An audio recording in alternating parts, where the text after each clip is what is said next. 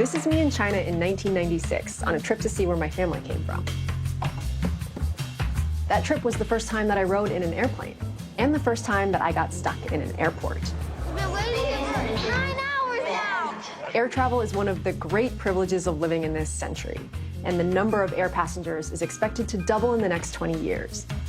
There's just one problem. Aviation runs on oil, which contributes to global climate change, and there's not a good alternative yet.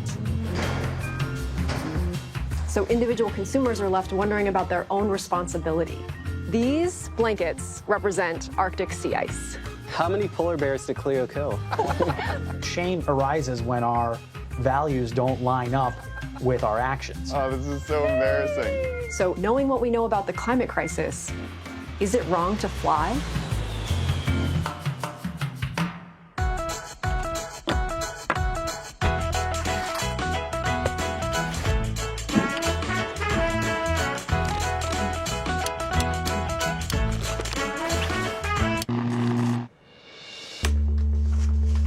Okay. I want you guys to think back on the past year of your lives and remember all of the flights you took, both for work and for personal trips. And I have a marker for each of you, and I want you to draw all of those flights on these maps. Amazing. Let's see. A work trip for a story. DC to Detroit. New York to New Orleans. So this flight right here is a trip that I took to Ireland this year. And on the way back, we flew over the southern tip of Greenland. And I had the window seat. And when I looked out the window, this is what I saw. That is a melting ice sheet. It's probably something I would never see except for in a plane like this. But the plane that I was flying in is one of the reasons that that ice was melting in the first place, because air travel accounts for about 5% of man-made global warming in a year. Whoa. And that impact will only increase as more and more people in Asia take to the skies. Okay, well, I have all of your flight data. Yeah. Uh-oh. I'm gonna be running some calculations on this, and I will be bothering you all very soon. Okay. All right. Okay? All right. All right.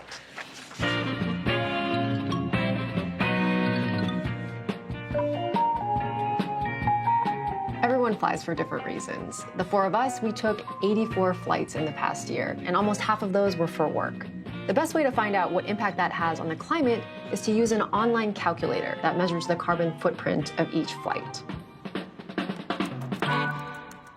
They ask about your connections because nonstop flights typically use fuel more efficiently. Something like a quarter of emissions are from takeoff and landing alone. So you don't want to do that twice if you don't have to. They also ask whether you flew economy, business class, or first class, because if you're taking up more space on the plane, you're responsible for more of the fuel use.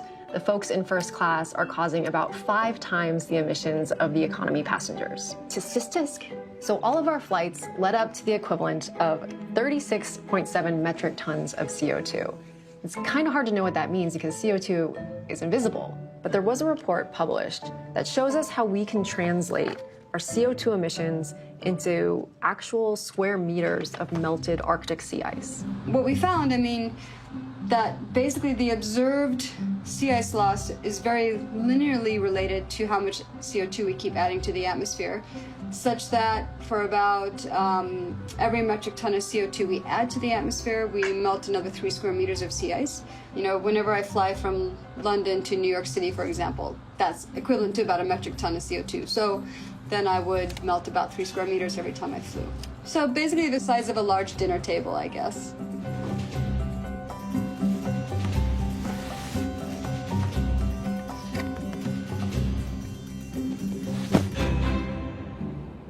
Where's Joss?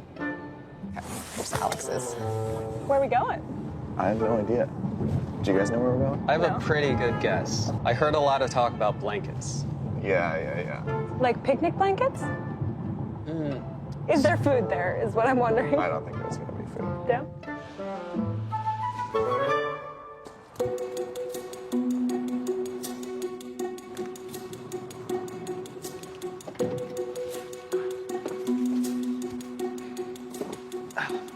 Welcome to the park. How long have you been here? I spent the night here. Oh, Oh nice. no. Not At really. least you have blankets. Yeah. You ready to have some fun? I think so. Okay, so this morning we're gonna be using our imagination. So these blankets are Arctic sea ice. And of course, they're just blankets that we're gonna be donating to Providence House here in Brooklyn when we're done. But for now, they're sea ice. And Arctic sea ice, of course, has been melting due to man-made global warming. So we'll start over here. If you have meat in your diet for a year in the US, you melt this much sea ice. Oh my God. And that is actually the square footage. Exactly, yes. Wow. If you drive a car for a year in the US, Alex, you melt this much sea ice. Should I roll this? Yeah. Okay. Oh, this is shameful. Whoa. What kind of car do you drive? I drive a Nissan Silvia. Oh, that's devastating. You probably drive less than the average American. But it only gets like 16 miles a gallon. Not great. And this is the ice that melts from the average American's air travel in a year. And that doesn't seem like a lot because it's the equivalent of just one round trip between New York and California. But that generates the same emissions as around 4 months of driving. But of course, the four of us, we are not the average flyer. Oh no. So we're gonna go over there now. Those are gonna be huge. Uh-oh. I think I see my pile. Yeah, same. Okay, we're gonna start with this one. You guys wanna help me fold it out? Yeah. Just start with half this way, and then it goes.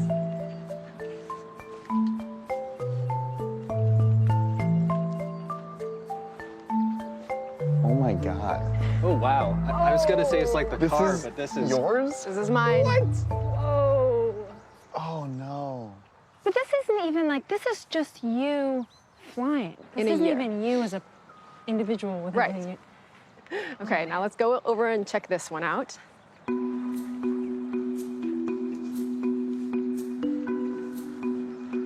It's Alex. Alex. Alex. Yeah, that's me. You did pretty good. Still more than the average American though, right? Still more than the average American. Yeah, I'm like 2 Americans. Still not good. Okay, big boy. Who could this be? Oh no. Oh, this is so embarrassing. It just keeps going. Well, I feel terrible.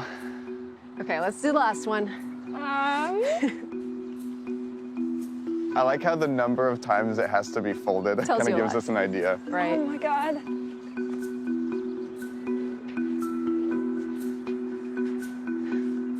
It's like a small whale. Oh no. It's like a big whale. Well, It's a lot of ice. it's a lot of ice. But it's not really about any individual. So we're I gonna, mean, like, you flew all over the place for work this year. it is mostly work, Yeah. but still. Maybe something for Vox to think about. Yeah.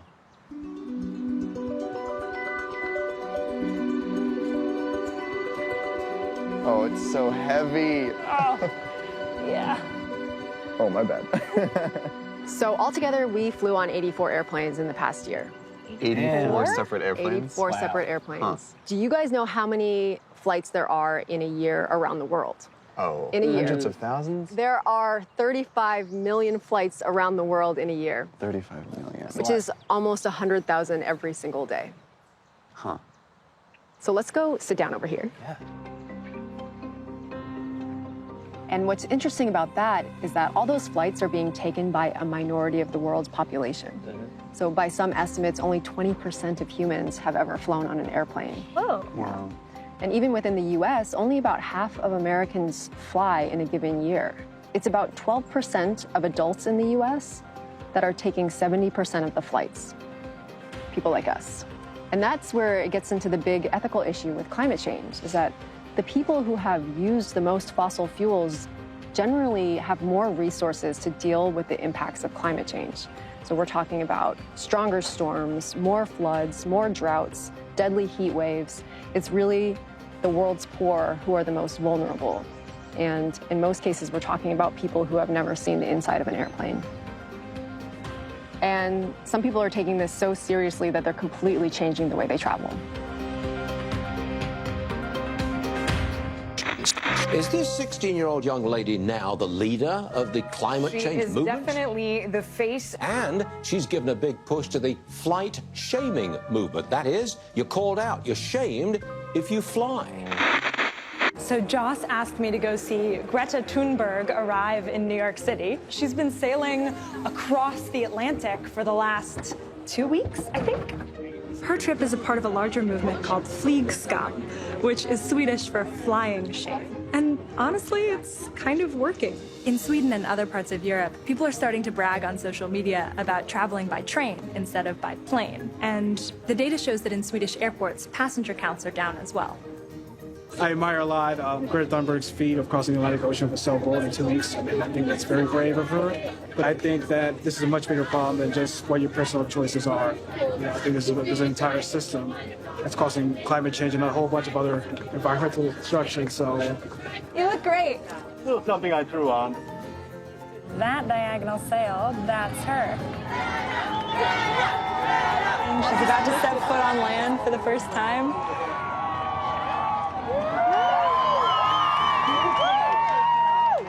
Well, all of this is very overwhelming, and the ground is still shaking for me. Hey. Hey, Joss. So, Umair, you've been following the flight shame movement as it's been developing this year. What are some of the critiques of this shaming approach? Well, in order to solve climate change, a massive global problem, you really need to be taking big bites at the apple. And the critique here is that focusing on what individuals do kind of deflects the responsibility from the institutional actors that really need to be making these changes. And when it comes to Greta specifically, she's obviously very famous for avoiding flying, but her message is a lot broader than that, isn't that right? Oh, absolutely. My message is that we'll be watching you. The eyes of all future generations are upon you. And if you choose to fail us, I say we will never forgive you. She does shame grown-ups, but not about their flying, but about their inaction. And I think that if you are going to shame people, that might be the way to do it.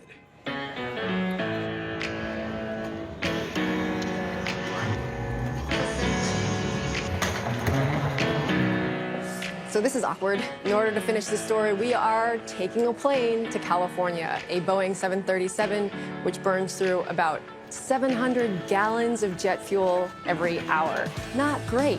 Welcome aboard. Should be a nice day for flying. Thank you. So we logged on to a site called myclimate.org. That's a nonprofit organization that helps you calculate and offset your carbon footprint. So we send them money, and they will be sending it to Kenya to help provide more efficient cook stoves for households that would otherwise be using open fires to make their food.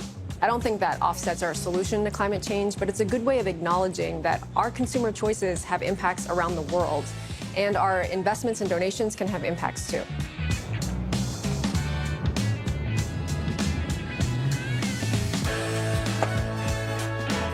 Did you see it? That's the Pipistrel Alpha Electrode. They're adorable. I mean, I just want to put little googly eyes on the front of that thing. It's the world's first production electric airplane. And I'm here in Fresno to talk to Joseph Oldham, who is a veteran pilot who played a big role in bringing these planes to California in order to start the country's first electric flight training program. Pretty amazing project. We ran emission calculations on the reduction in greenhouse gases from just these 4 little aircraft operating in flight training operations for a year. And it's like reducing carbon emissions by 92 tons, which is pretty significant for 4 little airplanes, right? Mm-hmm. This right here is the motor. Just this right here? Just that. Wow, it's like 3 inches. Yeah, it's very small. And then these are the battery packs. There's 2 of these. There's one up here in this front compartment, and then there's a second compartment behind the pilot. So to charge up, so you have an hours of charge, you said it was $5? $4. $4 to charge this and airplane. That's at 25 cents a kilowatt hour. Right. But you go to some places like Seattle, they get all their power from hydro, and it's 6-7 cents a kilowatt hour. It's not an electric plane, is it? No, it's not an electric plane, no. It's a pretty comfortable seat. It is. Now we're basically ready to go. So the plane is on now? Yes, the plane is Oh my on gosh, now. it's so quiet.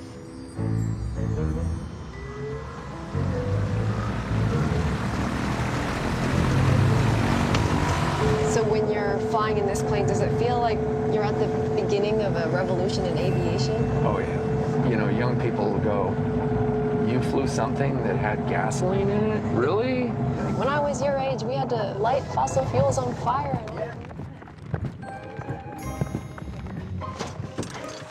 What's up? I have to run alongside you guys. You have to? Because the wireless range. Oh, it doesn't go that far. No, not that far. Can you just go like half that speed? Okay, sorry about that.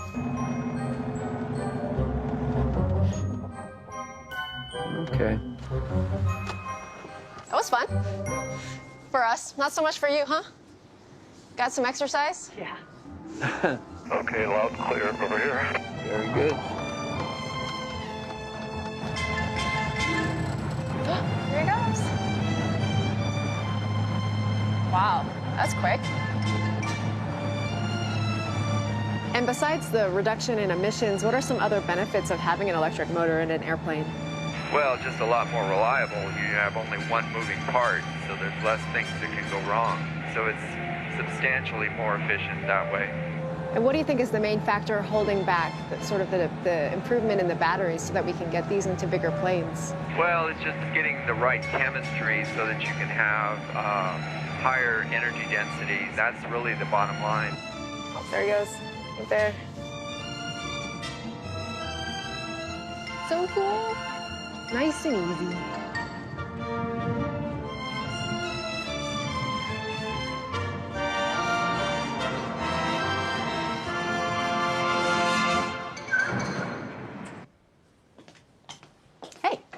Hey, how's it? Oh, is that a plane? So I got to go to California for this story because we're looking into the future of flying. And what I got to see there was an electric airplane. It's just a small two-seater plane that can fly for about 80 minutes. Cool. But that's on batteries alone. Oh, wow. Yeah. No fuel. No fuel. That's just, great. Yeah, electricity. And those batteries weigh this much. Can you lift this? I can't lift it.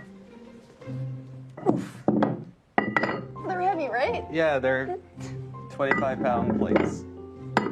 What are you going to do with these after? We're going to return them. Oh, thanks. So this weighs 106 kilograms, which is 230 pounds. Metric system. Yes. I like it. And to fly the same distance in a gasoline-powered version of that plane, the fuel weighs just this much. So when people say that fossil fuels are really energy dense, this is what they're talking about. So this difference becomes really challenging when you move to bigger planes. Yeah, I bet. Oh, that was huge. This is a Boeing 737, which is the kind of plane that I took to get to California. Cool. And that trip burned about this much jet fuel, which is made out of kerosene. It's a fossil fuel. The same amount of energy in batteries would take up this much space. You couldn't even fit that on there. I know, look at the people compared to the battery. It's gigantic. And this battery would weigh at least 20 times more than the liquid fuel and 7 times more than the airplane itself. Yeah, and for the jet fuel, it's going to burn off, but for the batteries, they're going to stay the same weight the entire flight. Right, it doesn't get lighter during the flight like the liquid fuel does. So the good news is that batteries are getting better. Nice. Between 2008 and 2015, the energy density of batteries nearly doubled. And experts predict that in about 30 years, this plane could fly electric from New York to Chicago. Wow. But there's a problem. Oh, no. 80% of emissions from airplanes come from flights that are longer than that. Ah, that sucks. Is there anyone working on what's going to happen in the future? Is there a super battery coming up that's going to just change the way that we utilize this energy? The battery that's sort of in vogue right now is your lithium-ion battery. It's what's in electric cars. It's what's in all of our cell phones. But some researchers are looking into completely different chemistries. So whether it's electric planes or hybrids or biofuels, it's just going to be some time before we can engineer away these emissions. And that's because our industries were built on energy-dense fuels that had been locked underground for millions of years. So is it wrong to fly? The short answer from my perspective is no. We need mobility. We have to have mobility, but we need to find ways of doing it without emitting more carbon emissions. Climate change implicates us all in a planet-sized injustice. If I fly, if I drive, if I heat or cool my home, if I buy stuff, if I eat stuff, all of this now has a cost that I'm not paying. But what's more shameful than participating in a world that was built for fossil fuels is doing nothing to help bring about a world that isn't. Start thinking about what kinds of decisions you're making for your society around you. Should we invest more in trains, or should we create more, charging infrastructure for electric cars? The candidates that you support at a local or national level, the infrastructure that you're willing to pay for. I would say we can be judicious about how we fly, try to look for more direct flights, trying to minimize stopovers, and certainly rethink flying unnecessarily for things that we could easily replace with Skype meetings as we're doing right now. We're not going to solve climate change by staying on the ground. But if I'm not part of the solution, then I'm only part of the problem. And yeah, that's wrong. To see more episodes of our show, click here to the right. And for more great learning content from YouTube, click here on the bottom right. Thanks for watching.